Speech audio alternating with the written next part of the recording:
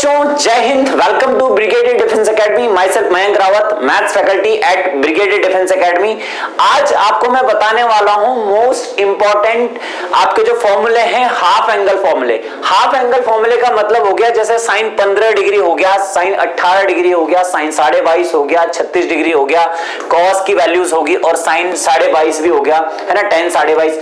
इनसे related question भी हम कुछ करेंगे और ये सारे कौन कौन से ज्यादा इंपॉर्टेंट है। वैसे मैंने सारे फॉर्मूले यहाँ पे लिए हैं, मैंने जो भी पीवाईक्यू में आए हैं और सारा एनालाइज किया मैंने 2006 से लेकर 2023 के सेकंड एग्जाम तक। जो भी एग्जाम आपके हैं मैथ्स को मैंने सारा एनालाइज करके उसमें हाफ एंगल के फॉर्मूले कौन से ज्यादा यूज हो रहे हैं उनको मैंने लिया है। ठीक है, तो सबसे पहले देखेंगे ध्यान से सभी बच्चे, यहां पे आपके पास साइन 15 डिग्री, वैसे तो इनकी वैल्यू भी जैसे साइन 15 डिग्री है तो साइन 15 डिग्री को आप निकाल सकते हो साइन 45 माइनस 30 डिग्री से।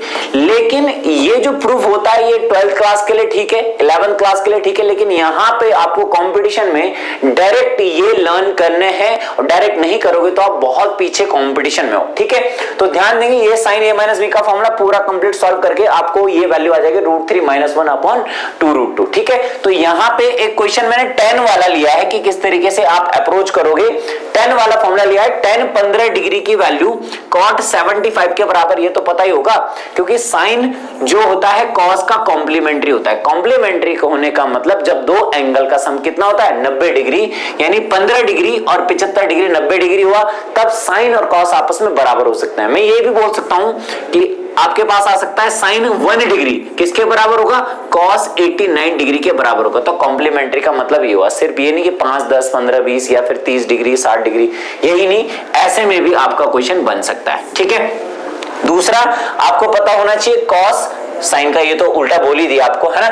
tan किसका रिवर्स होता है, tan किसका रिवर्स होता है, cot का, और कॉम्प्लीमेंट्री भी cot का होता है और cot का tan हो गया। ठीक है, अब sin cos tan आपको अगर पता चल गया तो cosec sec cot उनका रिवर्स आप आराम से पता कर सकते हो। ठीक है, तो सबसे पहले यहां पे जो रिलेटेड क्वेश्चन tan 15 डिग्री, और ये हमें चेंज करना पड़ेगा, ये tan 15 डिग्री है। ठीक है, tan 15 डिग्री इनटू इसको लिख सकता हूं मैं tan of 180 + 15 डिग्री, है ना, tan 180 + 15 डिग्री, और ये कौन सा क्वाड्रेंट है 180 + 15, 180 यहाँ पे +15 थर्ड क्वाड्रेंट।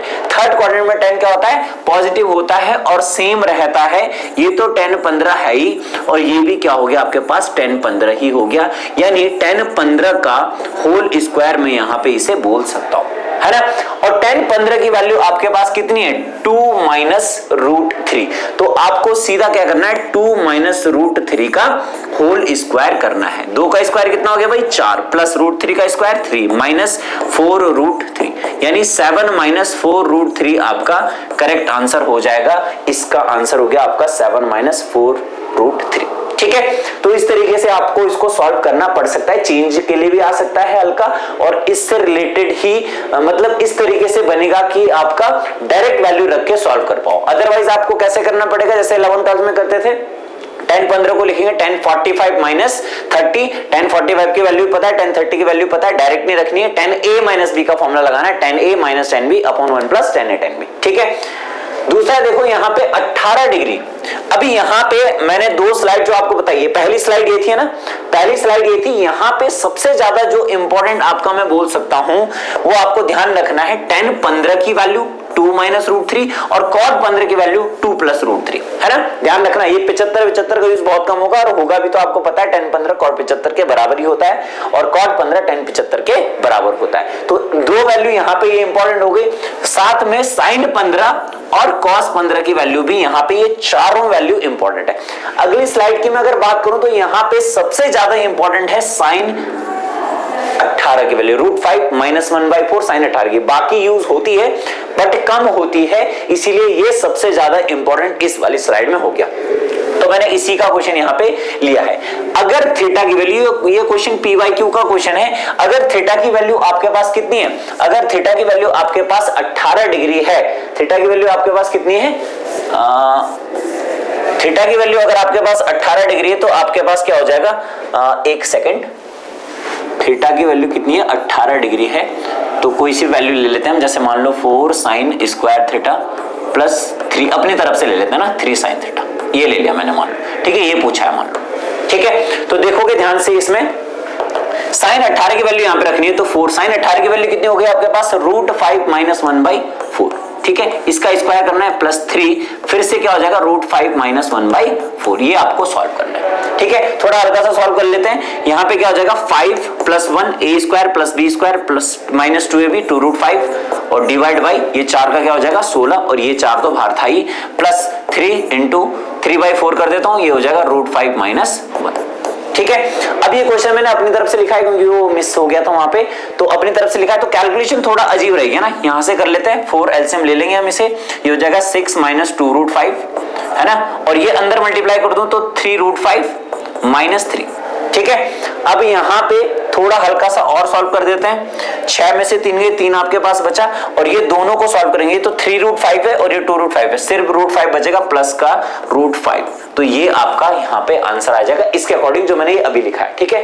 पहले भी कुछ ऐसी था बट वो यहाँ से बोर्ड से मिस हो गया है, ठीक है। चलो आगे बढ़ते हैं, नेक्स्ट स्लाइड में क्या ज्यादा इंपॉर्टेंट है हमारे पास, यहाँ पे 10 22.5 का क्वेश्चन मैंने यहाँ पे लिया है, ठीक है। 22.5 का यूज कैसे होगा देखेंगे ध्यान से। अभी सबसे पहले यहाँ पे मैं इंपॉर्टेंट बता देता हूँ कि यहाँ पे इंपॉर्टेंट कौन सा होगा।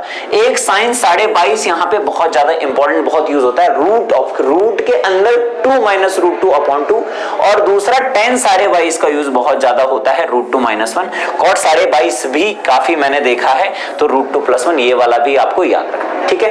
ये यहाँ पे क्या है देखो ध्यान से, π/8 को हल्का सा मैं अगर सॉल्व करूं तो आप बोलोगे सर 180/8 हो गया है ना, कितना हो गया देखो ध्यान से, 4 दूनी 8, 4 कितने बार कट गया, 4 चौको 16, 2 4 5 20 45, ये 22.5 आ गया।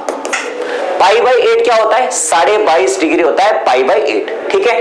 अब अगर π/8 22.5 डिग्री है तो इंटू 3 है, इसका मतलब ये क्या है आपके पास 67.5 डिग्री हो गया।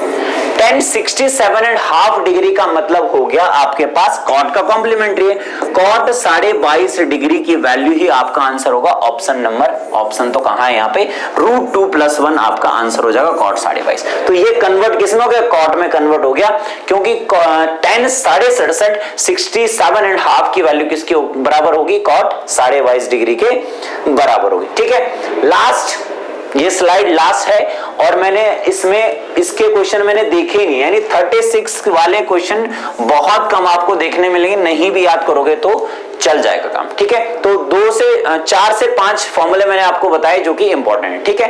बाकी अब आपको मिलते हैं नेक्स्ट वीडियो में, तब तक के लिए बाय बाय, टेक केयर, जय भारत, जय हिंद।